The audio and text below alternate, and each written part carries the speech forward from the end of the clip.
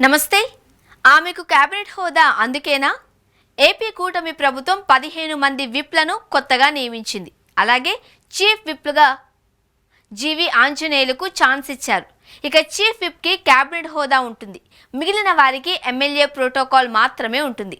అయితే టీడీపీ తరపున నియమితులైన 11 మంది విప్లలో ఆమెకు కేబినెట్ హోదాను ప్రభుత్వం కల్పించింది. ఇంతకీ ఆమె ఎవరు? ఏమా ప్రత్యేకత అంటే ఆమె కడప జిల్లాకు చెందిన మహిళా శాసనసభ్యురాలు రెడ్డప్ప గారి మాధవిరెడ్డి. ఆమె ఫైర్ బ్రాండ్గా పేరు అతి స్వల్ప వ్యవధిలోనే తెచ్చుకున్నారు.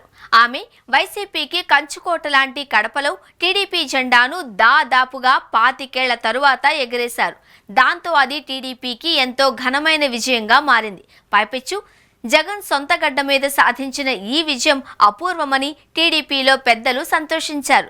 ఇక గెలిచిన తరువాత కడప ఎమ్మెల్యేగా మాధవిరెడ్డి తన దూకుడును చూపిస్తూనే ఉన్నారు.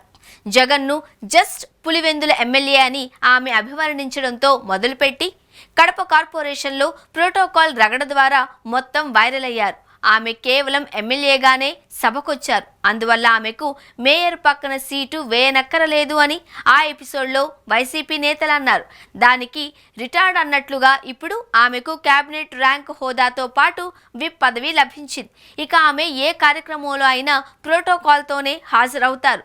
కేబినెట్ ర్యాంక్ అంటే మామూలు విషయం కాదు అని ఆమె ఇప్పుడు వైసీపీలో ఏ నేతకు లేని హోదాతో ఉన్నారు. అలా ఆమె ద్వారా కడపలో ఒక బలమైన సామాజిక వర్గాన్ని ఆకట్టుకోవడమే కాకుండా వైసీపీని ఇరుకున పెట్టే రాజకీయానికి తెరతీసే వ్యూహాన్ని అనుసరిస్తున్నారు అనే చెప్పాలి.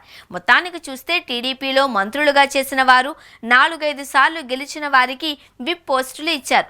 వారంతా కేబినెట్ ర్యాంక్ లేకుండానే ఆ పదవులలో ఉన్నారు. కానీ తొలిసారి ఎమ్మెల్యే అయిన మాధవిరెడ్డికి ఈ హోదా దక్కడం అంటే అందరూ ఆశ్చర్యపోతున్నారు. దానికి ఆమె ఫైర్ బ్రాండ్ పాలిటిక్స్తో పాటు కడప వంటి ప్రాంతం కూడా వెనుక ఉండడం ప్లస్ అయింది అని విశ్లేషిస్తున్నారు.